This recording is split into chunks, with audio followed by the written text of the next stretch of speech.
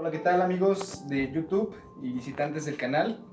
Eh, Continuando con esta serie de videos donde vamos a tratar temas de derecho constitucional de una manera amigable, de una manera comprensible para todos los que nos quieran escuchar y además que estén interesados en conocer sus derechos. Me presento, soy Mario Macuil y este proyecto busca acercar un poco la cultura jurídica a todos. Vivimos en tiempos en que es necesario conocer nuestros derechos fundamentales y qué mejor empezar conociendo lo que dice nuestra ley máxima, la Constitución. Entonces, siguiendo la serie de videos, toca el turno analizar y platicar un poco del artículo 2 de nuestra Constitución. Y este artículo la verdad es que está muy padre, muy bonito porque tiene un contexto histórico, sociocultural. Básicamente, hay dos cosas que enmarca este artículo segundo. La primera y más importante es que México es una nación indivisible, única e indivisible. No podemos decir que un estado es diferente en cuanto a su composición y para efectos del reconocimiento de la Constitución, porque somos un todo. Todos los estados componemos a este gran país. Y el segundo tema que es, yo creo que la naturaleza, la esencia de este artículo segundo, pues básicamente nos habla de la autodeterminación de los pueblos indígenas. Habla de varias cosas. En primer lugar, la Constitución reconoce a las comunidades indígenas, ¿no?, de una forma expresa, pero además reconoce derechos que estos se fueron ganando a través del tiempo. Si ponemos en contexto, recordemos que nuestra Constitución fue promulgada en 1917, ya tiene más de 100 años, y en esta hubo grandes cambios con relación a la anterior, que fue de 1857. Y dentro de esos cambios encontramos este artículo que habla precisamente de los pueblos indígenas. Pero miren, vamos a ir abordando ciertos temas en particular de este artículo. Y el primero es que habla de una pluriculturalidad de nuestro país. ¿Qué quiere decir? Que convivimos diferentes tipos de personas, diferentes tipos de razas, diferentes tipos de etnias, y esto tiene una razón de ser histórica además, porque recordemos que en los tiempos de la conquista se formaron muchas castas, diferentes tipos de personas. Vamos, había más de 32 castas, si no mal recuerdo, en mis clases de primaria, ¿no? La verdad es que había muchas personas diferentes. Entonces, todas esas personas se agrupan en un solo grupo ahora, reconocido por la Constitución y enmarcado como pluriculturalidad. Otro tema interesante de este artículo es sobre la identidad de los pueblos indígenas. Reconoce la identidad de estos a través de las siguientes prerrogativas. Habla de cuáles son las comunidades indígenas. Nos habla también que las comunidades indígenas pueden autodeterminarse. ¿Y esto qué quiere decir? Pues básicamente que ellos van a poder escoger sus formas de gobierno internas, leyes internas, más que normativas internas, porque recordemos que la ley es algo general y es aplicable a todos. Entonces, los pueblos indígenas pueden escoger ciertas normas aplicables únicamente para ellos, ¿no? Otro tema interesante nos habla que es parte de la autodeterminación, es que pueden determinar su forma de convivencia, elegir a autoridades internas, ¿no?, preservar su lengua, preservar la integridad de sus tierras de donde se desarrollan, que no entren directamente otro tipo de pensamientos, otro tipo de ideas a su comunidad, porque está protegida de forma constitucional.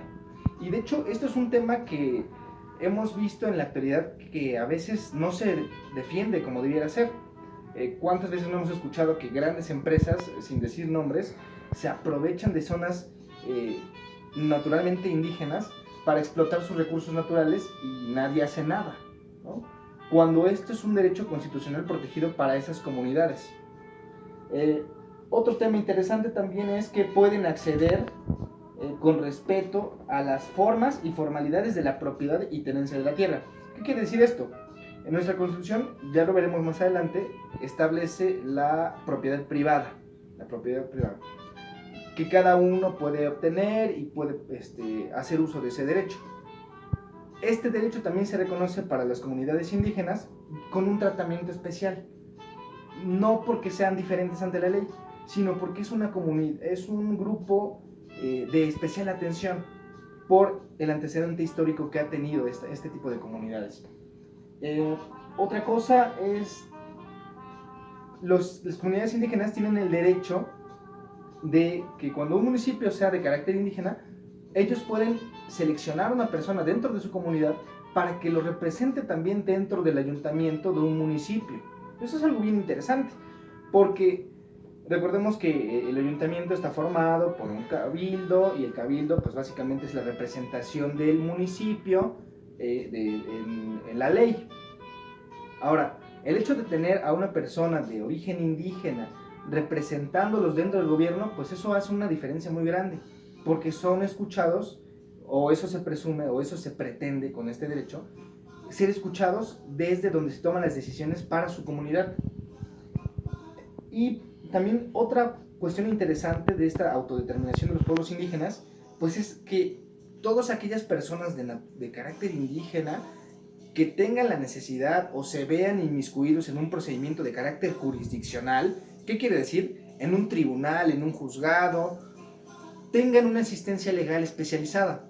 También cuántas veces no hemos escuchado de personas que han estado, por ejemplo, injustamente en la cárcel por no hablar siquiera el idioma español en el que nos comunicamos todos, que habla su lengua originaria y no puede comunicarse y por lo tanto no puede defenderse. Entonces este es un derecho igual reconocido, protegido, y que me queda claro que algunas autoridades sí han hecho lo necesario para hacer eficaz este derecho.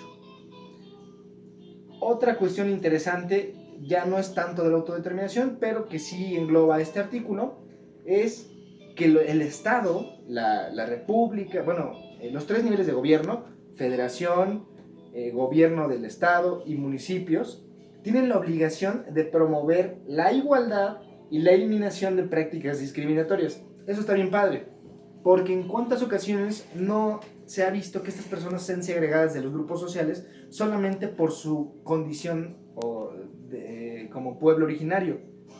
Esto orilla a que nuestras autoridades se vean obligadas de forma constitucional a emitir normas, reglamentos, leyes, un marco jurídico a raíz de esta disposición para buscar que las personas de comunidades indígenas se integren a una sociedad en la que vivimos, ¿no? Por ejemplo, en las ciudades, en las grandes urbes. Todos estemos incluidos y nadie quede fuera de este grupo social. Y otra cosa interesante también que menciona en este artículo 2 es que las esferas de gobierno, federación, municipio y gobierno del Estado, tienen la obligación de también promover políticas públicas para abatir carencias y rezagos en comunidades, como por ejemplo los rezagos en materia de salud, en materia de educación, desarrollo social del lugar en donde se llevan a cabo sus convivencias, acceso a un financiamiento público o privado, por ejemplo, un fácil acceso a un apoyo crediticio en alguna institución de asistencia, crediticia, como un banco. También nos habla de incentivar la participación de la mujer indígena en todos aquellos programas que se llevan a cabo dentro de la propia comunidad, pero también siguiendo el lineamiento anterior de la inclusión de los pueblos indígenas a la sociedad, a las grandes sociedades, pues también impulsar ese desarrollo de la mujer indígena en esas sociedades, en esas grandes sociedades, ¿no? Y ya por último, este artículo también reconoce los diferentes pueblos y comunidades afromexicanas, que es algo que igual ni hemos escuchado antes, ¿no? Comunidades afromexicanas, hemos escuchado incluso en películas comunidades afroamericanas, en los Estados Unidos las personas de color, pero también existen comunidades afromexicanas, como decía hace un momento, somos producto de una mezcla de culturas gracias a la conquista, ¿no? Entonces hubo demasiados tipos de castas. Unos de ellos también estaban los negros, ¿no? Como los que se traían de África como esclavos en su momento y todo. y de ahí que existe ese término afromexicano. Este artículo es, ya para finalizar, este artículo es muy interesante para conocimiento general, porque es bien importante tomar en cuenta que nosotros, desde las ciudades, desde las grandes urbes, en el caso, yo vivo en la ciudad de Puebla, que pues al menos es una urbe más o menos estable, grande, una de las ciudades más grandes del país, no solo vivamos en nuestra pequeña burbuja. Hay muchas comunidades indígenas en nuestro país, que de hecho son mayoría, y que por lo tanto deben respetarse su derecho, y este reconocimiento del segundo artículo de nuestra Constitución es fundamental para que eso suceda. Muchas gracias por su atención, espero que les haya gustado este video, y pues no se olviden darle apoyo, compartirlo.